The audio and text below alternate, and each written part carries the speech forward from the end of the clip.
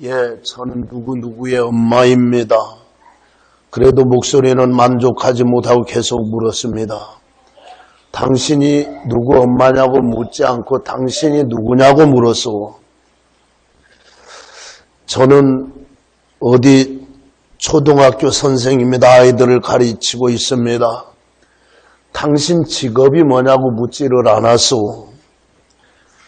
당신이 누군지를 묻고 있는 거요. 당신이 누구요? 예, 저는 매일 교회를 다녔고 남편을 잘 보조했고 열심히 학생을 가르쳤습니다. 내가 당신이 뭘 했는지를 물었어. 당신이 누구인지를 물었습니다. 결국 그 여인은 당신이 누구냐고 하는 질문에 만족한 대답을 할 수가 없었습니다. 여러분에게도 물어보겠습니다. 여러분은 누굽니까? 우리 인간은 관계라는 것을 무시하고 살 수가 없습니다. 그래서 가정 안에서는 남편, 자녀, 부모와 관계를 벗어날 수 없습니다. 사회적인 동물이기 때문에 사회 안에서 내가 서 있는 자리와 관계를 맺고 있습니다. 저는 낙원교회를 섬기고 있는 목사입니다. 그건 제가 서 있는 사회적인 자리입니다. 또 내가 지금까지 살아온 내 삶의 열매들과 끊임없이 관계를 맺고 있습니다. 그런데 그런 모든 관계를 다 끊고 저와 여러분 자신만을 생각하여서 내가 누구냐 이렇게 묻는다면은 우리는 앞에 나온 여인처럼 쉽게 대답을 찾지 못할 수도 있습니다. 그만큼 우리는 우리 자신을 잃어버리고 살아온 겁니다. 오늘 봉독해드린 말씀의 하나님 말씀은 우리가 누구인지를 잘 설명을 해주고 있습니다. 오늘 본문에 뭐라고 그랬느냐? 하나님의 사람. 그렇게 말했어요. 이게 우리 신앙인들의 존재 양식을 표현하는 가장 기초적이고 정확한 말일 겁니다. 만일 누군가가 당신은 누구요? 라고 묻는다면 우린 주저하지 않고 나는 하나님의 사람입니다. 라고 말을 하십시오. 정확한 대답. 나는 하나님의 사람이라.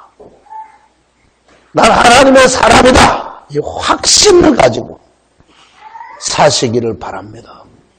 하나님께 속한 사람이다. 하나님의 사람이 되기 이전에 세상에 속한 사람이었고 사탄에 속한 마귀에 속한 사람이었는데 이제 존재가 바뀌어서 세상에 속한 사람이 아니고 사탄에 속한 사람도 아닌 하나님께 속한 사람이다.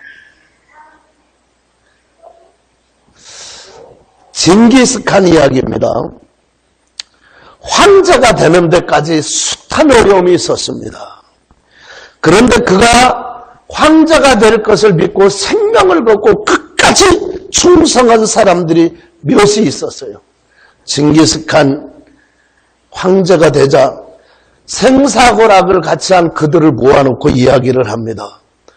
너희들은 내 사람이다. 너희들을 타르탄이라고 부르겠다.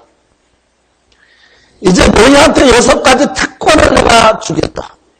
첫째, 언제 어느 때라도 누구 허락을 받지 않고서도 내 집에 마음대로 들어올 수가 있다. 두 번째, 전쟁이 끝나고 나서 전리품 중에 가장 좋다고 생각하는 거 너희들 마음대로 가져도 좋다. 세 번째, 앞으로 너희들은 세금 면제다. 네 번째, 너희들은 사형에 해당하는 죄를 지어도 9번은 용서를 해준다. 다섯째, 너희는 나라 안에서 가지고 싶은 땅을 마음대로 가져라. 여섯째가 이 너희들에게 준 5가지의 권리는 앞으로 너희 후손 4대까지 계속된다. 징기스칸이 황제가 되고 나서 자기 황제가 될 줄 알고 어려움 가운데서 생명을 걸고 끝까지 충성한 사람들에게 약속한 말씀입니다. 그런데 오늘 본문에는 뭐라고 말을 하고 있느냐? 오직 너 하나님의 사람아, 징기스칸의 사람이 아니라 너 하나님의 사람, 하나님의 사람아. 그 하나님의 사람이라고 하는 이야기가 뭐냐? 오늘 이 아침에 나와 앉아있는 저와 여러분 모두가 다 하나님의 사람입니다. 너 하나님의 사람아, 이 말은 무슨 말이냐? 하나님이 데려갈 사람아. 이 다음에 하나님이 데려가는 사람이라는 의미입니다. 다시 말하면은 구원받은 사람, 천국에 갈 사람. 가끔 어느 곳에 가면은 여기서 농사 짓던 인삼은 옛날에 임금한테 올라가던 곳이 여기다. 여기서 농사 짓는 뭐는 임금한테 진상했던 거다. 어느 곳에 가니까 여기서 청와대로 들어갈 쌀을 농사 짓는 곳이라는 말을 들었어요. 귀하다는 거야. 왕한테 갈 귀한 곳을 갈 쌀이기 때문에 귀하게 보였어요. 다니엘서에 보면 이런 이야기가 있어요. 바벨론 왕 느부갓네살이 예루살렘을 쳐들어왔어요. 그리고 이스라엘 백성들을 포로로 잡아갔어요. 이스라엘 백성들 중에 몇몇 지도자를 임명하여 그들로 포로 이스라엘 백성을 다스릴 계획을 세웠어요. 이스라엘 자손 중에서 왕족, 귀족 몇 사람을 뽑았고 흠이 없고 아름답고 모든 재주를 통달하며 지식을 구비한 학문에 익숙한 그런 사람들을 왕궁에 모실 만한 소년들을 뽑아서 바벨론 학문과 문화와 은혜를 철저히 3년을 익히게 한 다음에 왕한테 데려갈 심산입니다.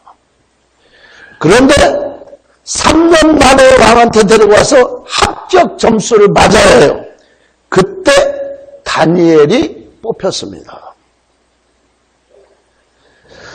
그러니까 왕이 먹는 음식 먹고 왕이 마시는 것 마시고 왕이 쓰는 물건을 사용하게 했어요. 다니엘서 1장 5절에 보면. 왕에게 데리고 갈 사람이기 때문에 그렇게 귀한 거예요.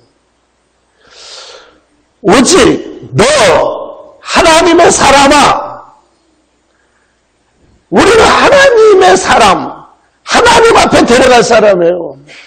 왕 앞에 데려갈 사람이 아니라 하나님 앞에 귀한 사람이에요. 모세가 태어났을 때 아들을 낳으면 죽이라고 할 때 태어났어요. 모세 어머니가 3개월 동안 몰래 숨기고 길렀는데 울음소리가 커서 이제 더 이상 기를 수가 없어서 갈상자에다가 담아가지고 나일강에 띄웠어요. 그때 마침 바로 공주가 목욕하러 갔다가 모세를 봤어요. 유모를 구했어요. 모세 어머니가 소개되었어요. 공주는 모세 어머니 요게벳에게 말합니다. 이 아이를 데려다가 나를 위하여서 젖을 먹이라. 그 싹을 내가 너한테 주리라. 나를 위하여서 젖을 먹이라는 말은 젖이 떨어진 후에 내가 데려가겠다는 이야기예요. 모세 어머니는 모세를 기를 때 자기 아들에게 정성을 다해 길렀지만 바로 왕의 공주가 데려갈 아이라고 생각하며 더 정성껏 길렀어요. 데리고 가더라도 이스라엘 민족을 잊지 않게 하기 위해서 철저히 길렀어요. 40년 궁중생활하다가 40살에 어머니 교육 생각이 났어요. 모세는 어머니 모세를 왕이 데리고 갈 아이에게 정성껏 길렀어요. 만일 내가 기르고 있는 이 아이가 미국 대통령이 데리고 갈 아이다. 얼마나 귀하게 기르겠어요. 근데 우리는 미국 대통령이 데리고 갈 아이가 아니라 오직 너 하나님의 사람아, 하나님이 데리고 갈 사람이라는 거예요. 그래서 우리는 어떻게 해요? 아주 중요하게 여겨요, 서로. 다른 사람들이 우리를 우습게 부르는지 몰라요. 그러지만 우리는 하나님이 데려갈 사람이에요. 옆에 있는 사람한테 한번 이야기 한번 해보실래요?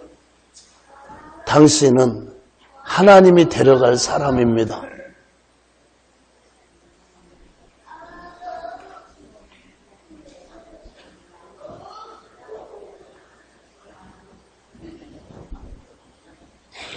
박영선 집사님 잘 아셔야지.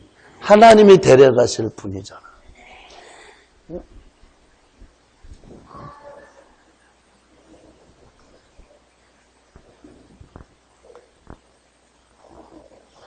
어디로 갈 것이냐가 중요해요. 박물관에 있는 세종대왕 유물 가운데 가장 귀한 것이 뭔지 알아요? 세종대왕이 쓰던 벼루예요. 거기에다가 한글을 썼다는 거예요. 많은 벼루가 있지만 다른 벼루 필요 없어요. 하필이면 그 벼루가 그렇게 가장 중요한 것은 박물관으로 갈 가치가 있는 세종대왕이 쓴 것이기 때문에.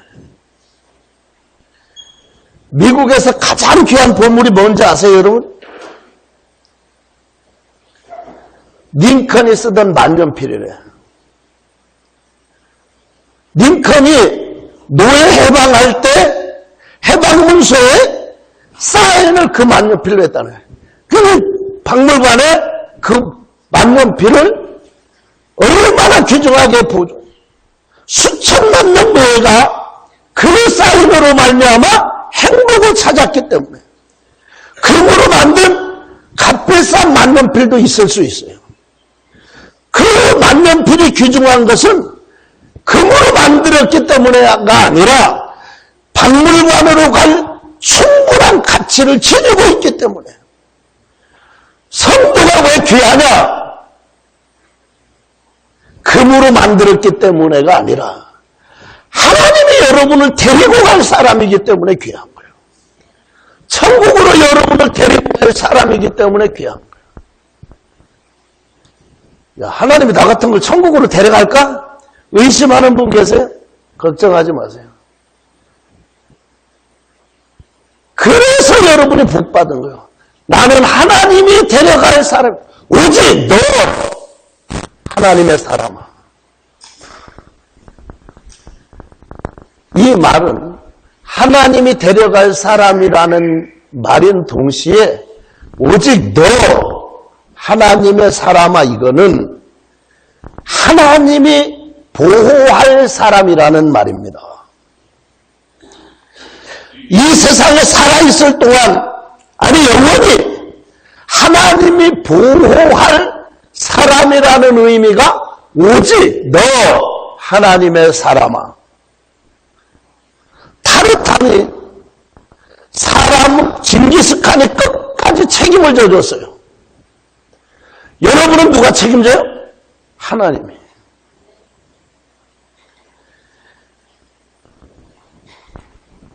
조직세계에서 한 명이 감옥에 들어가면 다른 조직들이 그 가족을 책임지고 먹여줍니다. 먹여 살려요. 과거에 오사마 빈 라덴이 그 중심으로 자살 명령만 떨어지면 자살할 사람들이 수천만 명. 그리고 이 사람들이 죽고 나면은 어떻게 했든지 자기가 누군가라는 것을 알려요. 무슨 테러를 했더니 왜? 내가 누구라는 걸 알려야 그 조직이 내 가족을 먹여 살리기 때문에 그렇습니다. 그래서 자신이 저지른 범행이라는 것이 드러나게 하는 거예요. 그래야 빈라덴 조직이 먹여 살리기 때문에. 그런데 조직 세계도 그런데 우리는 하나님이 사람이란 말이에요. 그러니까 한 조직 세계에서도 그 조직들이 먹여 살리는데 하나님의 사람을 왜 책임지지 않겠느냐. 오직 너 하나님의 사람아, 내가 책임지겠다는 거야. 하나님. 이 말씀 속에 들어있는 의미는 사람이기에, 하나님의 사람이기에 하나님의 모든 것을 책임져 주시겠다고 하는 강한 의지가 들어있는 말이 오직 너 하나님의 사람아, 이 말씀입니다. 갓난애가 뭘 먹을까, 무엇을 마실까, 무엇을 입을까 걱정하는 거 본 일 있어요? 모두 부모한테 맡기고 울기만 하면 돼요. 책임져. 어느 권사님 간증인데 30대 후반에 남편을 잃고 3남매를 혼자 기르느라고 이루 말할 수 없는 고생을 했어요. 목욕탕에서 때밀이를 17년 동안을 했어요. 습도 많고 뜨거운 곳에서 사람들의 때를 밀어주는 일을 17년 동안 한다는 게 그렇게 쉬운 일이 아니에요. 그런데 이 권사님 워낙 내가 이왕 이거 할 거 기쁜 마음으로 하자. 그래서 이걸 하면서 뭐를 할까? 전도하자. 때 밀어주면서 전도하는 거예요. 말없이 때만 무뚝뚝하게 밀어주는 게 아니라 참 재미없는 사람들이 있죠. 식당에 가도 사근사근하게 말을 하고 인사하고 대화를 하는 사람이 있는가 하면 뚝뚝하게 뭘 갖다 달라 해도 그냥 갖다가 쑥쑥 내밀기만 하는 그런 멋없는 사람들도 있어요. 이 권사님 늘 즐거운 마음으로 전도하면서 때를 밀었어요. 그런데 어느 날 국회의원 선거에 떨어져 낙심하고 재산을 다 날린 사람의 아내를 때를 밀어주면서 전도를 했어요. 그 여자 믿음이 좋아졌어요. 다음에 다시 국회의원 선거 때 출마해서 당선이 됐어요. 그 후 국회의원의 아내가 전도하여 준 것을 잊지 못하고 있다가 넉넉해지니까 권사님 자녀 교육을 도와줬어요. 하나님 사람은 하나님이 책임져 줘요. 여러분, 하나님이 책임져 주실 줄로 믿으세요? 여러분, 하나님의 사람, 오직 너 하나님의 사람아.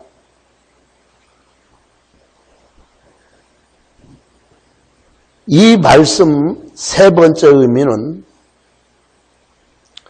너 가장 소중한 사람아, 그런 의미가 들어있어요. 오직 너 하나님의 사람아, 이 말은 넌 진짜 소중한 사람이다. 어느 왕이 종과 함께 배를 타고 바다를 여행하게 되었어요.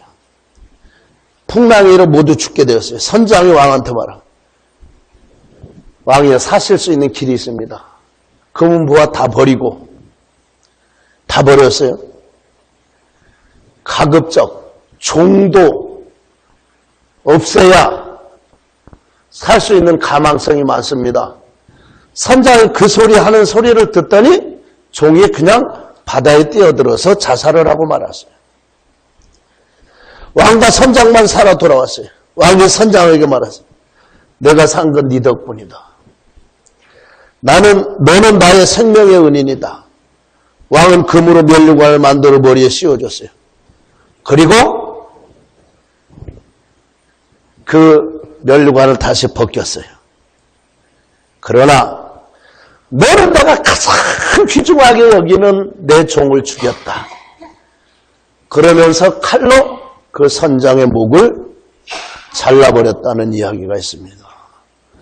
그 종은 선장이 보기에는 시시한 사람같이 보였는지 모르지만 왕에게 있어서는 없어서는 안 되는 너무 존귀한 사람이었어요. 왕이요, 종은 다시 뽑으면 됩니다. 모집하면 되지 않습니까? 종도 없어야 합니다. 그 말을 들은 종이 사결한 것은 너 때문이다. 여러분, 저는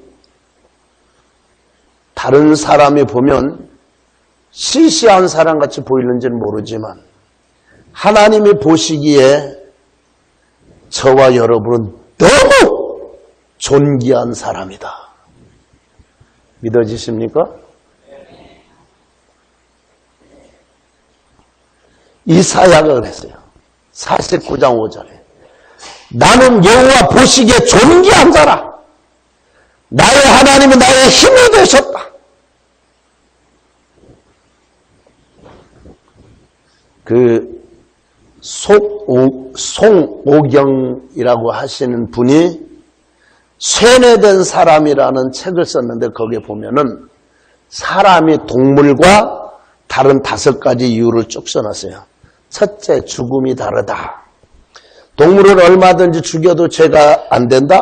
그러나 사람은 죽이면 큰 죄다. 살인이 가장 큰 죄예요.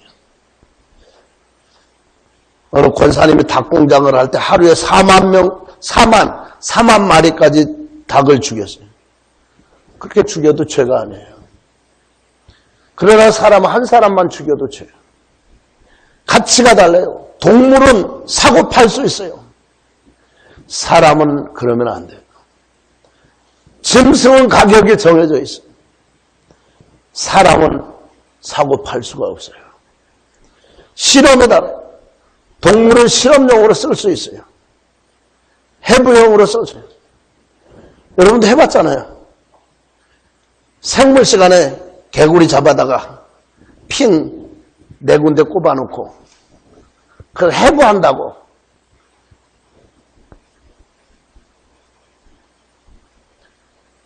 원숭이를 무중력 상태에서 살 수 있는지 죽는지 인공위성에 넣어서 보내기도 합니다. 사람은 그러면 안 돼요. 사람의 생체 실험을 하던 일본군 7사의 부대가 하얼빈에 있다고 해요. 영하 40도에 벌겨 벗겨 놓으면 몇 시간 만에 죽는가? 참 악한 사람들이.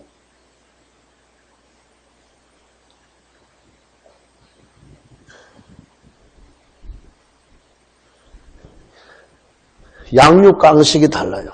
동물을 지배하고 있는 엄연한 법칙이 있어요. 강한 것이 약한 것을 잡아먹어요. 자연 법칙이에요. 사람은 아니에요. 강한 사람이 약한 사람을 어떻게 해요? 도와줘야 해요. 사랑해요. 윤리와 도덕이 달라요. 그래서 하나님이 오늘 우리에게 말씀을 합니다. 오직 너 하나님의 사람아. 그러면 하나님의 사람인 저와 여러분은 그런 혜택을 입고 사는 저와 여러분은 어떻게 살아야 하느냐? 한마디로 하나님 사람답게 살아야 해요. 오늘 본문이 말 오직 너 하나님의 사람아 이것을 피하고 의와 경건과 믿음과 사랑과 인내 온유를 쫓아 믿음의 선한 싸움을 싸우라. 혹시 여러분 노블레스 오블리주라는 말 아세요? 아시는 분?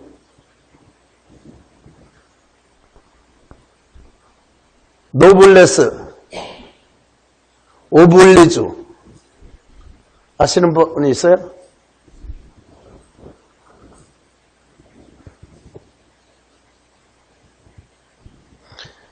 원래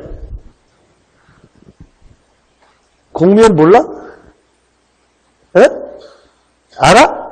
무슨 말이야? 에? 가진 자가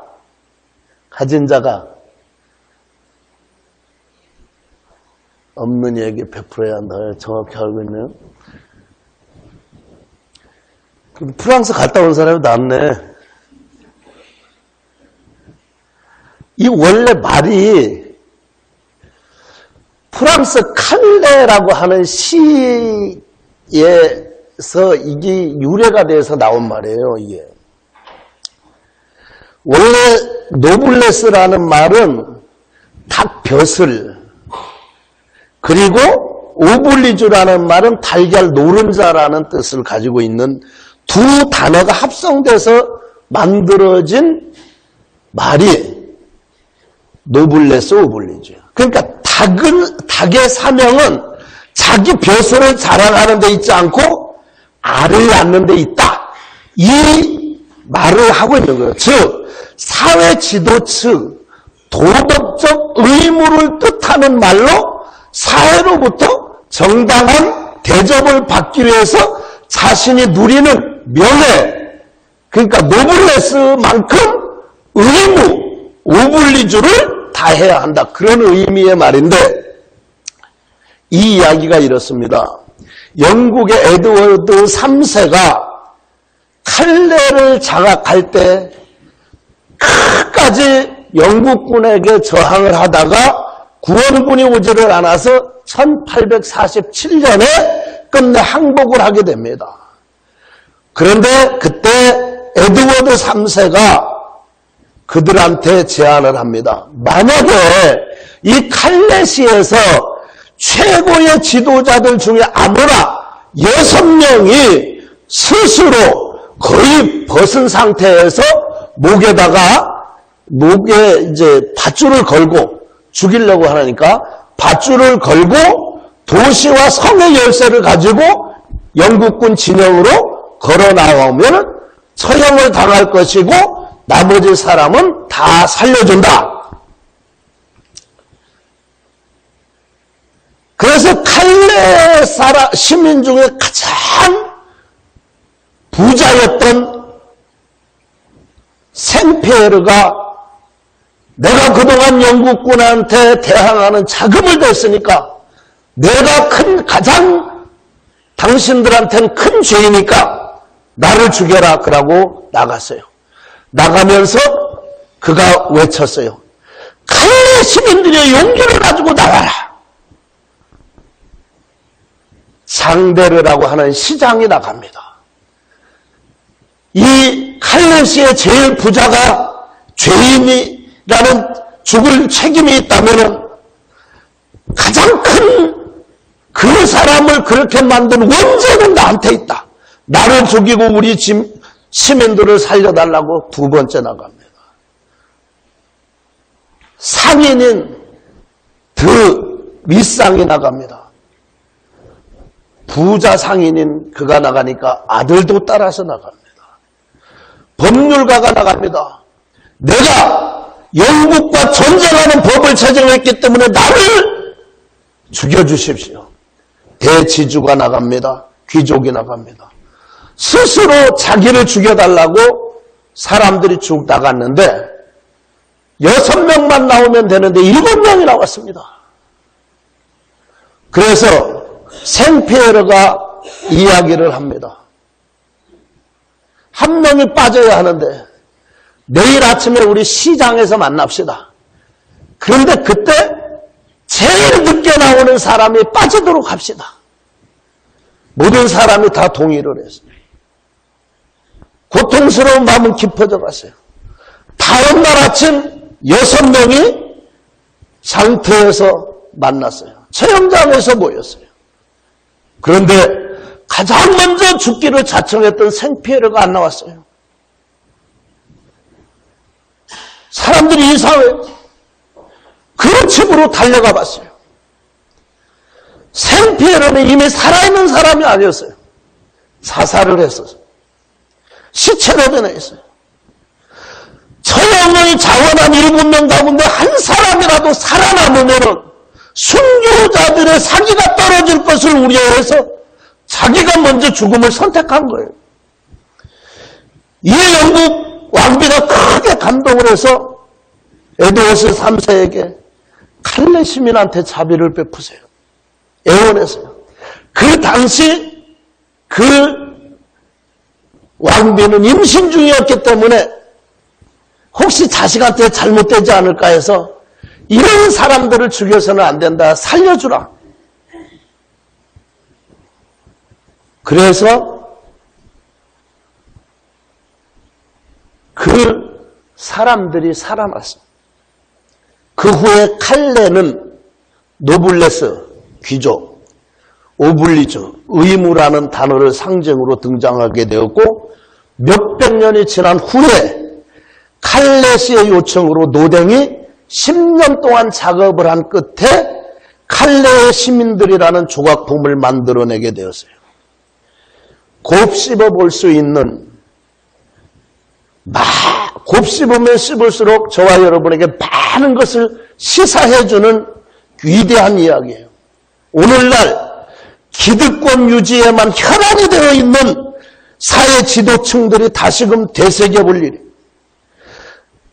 피에르와 여섯 영웅들의 용범한 그 행위 덕분에 칼레 시는 그 사람들의 희생으로 말미암아 구원함을 얻었습니다.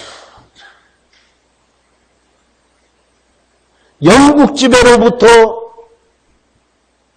해방을 받았습니다. 저와 여러분도 칼레의 일곱 시민처럼 각자가 하나님 사람답게 사는 저와 여러분이 되시기를 주님의 이름으로 부탁을 드립니다. 내가 목사로서 제대로 못했기 때문에 아직도 이 정황동 지역은 너무나 낙후하고 너무나 어렵다. 교회가 교회의 역할을 못했기 때문에 이 지역은 이럴 수밖에 없었다. 내가 어머니로서, 내가 아버지로서, 내가 직분자로서, 내가 가정에서, 교회에서 내가 할 일을 다 하지 못했기 때문에 우리 가정이 이렇게 되었고 교회가 이렇게 되었고 이 지역이 교회가 지역을 품지 못해서 교포들을 품지를 못해서 아니 교포분들은 우리가 이 고국에 와서 행동을 잘못했기 때문에 이 교포라는 사람들이 대접을 받지 못한 이유가 나한테 있다. 우리 모두는 각자가 내가 그 책임이 있다고 하는 그 책임감을 가지고 칼레 시민 7명처럼 그렇게 하나님 앞에 저와 여러분이 주어진 자리에서 내가 죽을 각오를 하고 희생하는 마음으로 하나님 앞에 회개하고 통회하고 자복하고 매달리면 하나님께서 여러분 가정을 회복시켜 주실 줄로 믿습니다. 이 지역을 하나님께서 새롭게 변화시켜 줄 줄로 저는 믿습니다. 하나님께서 저와 여러분만 그러신다면 이 나라를 다시 하나님 앞에 영광 돌리는 나라로 세워주실 줄로 믿습니다. 주님께서 큰 은혜를 이 아침에 저와 여러분 모두에게 허락하여 주셔서 하나님 그래요. 내가 가장으로서 어머니로서 내 가정에서 내 가정을 하나 잘못 이끌었기 때문에 우리의 가정은 어려운 가정이 되었어요. 하나님 아버지 우리 교회가 이 지역을 제대로 품어안지를 못했기 때문에 아직도 이 지역은 이런 지역이 되고 있어요. 각자가 주어진 자리에서 하나님 나 때문에 그렇습니다. 죽을 각오를 하고 나 하나 자신이 하나님 앞에 나가서 회개하고 매달리신다면은 하나님께서 다시 에드워드 3세를 통하여서 칼레 시민들을 구원해주고 살려준 것처럼 저와 여러분을 살려주실 줄로 믿습니다. 주님이 오늘 저와 여러분에게 말합니다. 오직 너 하나님의 사람아. 내가 너 데려갈 사람이야. 너는 내가 보호할 사람이야. 너는 귀중한 사람이야. 그러니까 너는 어떻게 해야 이제 사람답게 살아. 하나님 사람답게 살아. 목사답게 살아달라. 직분자답게 살아. 엄마답게 살아, 아버지답게 살아, 젊은 청년답게 살아. 이 소리가 저와 여러분에게 들려지는 귀한 아침 되시기를 주님의 이름으로 부탁을 드립니다. 기도하겠습니다. 하나님 아버지, 오직 너 하나님의 사람아, 내가 데려갈 너, 내가 구할 너, 가장 귀중하게 여기는 너 내 사람이잖아. 너 하나님 사람이잖아. 너 이제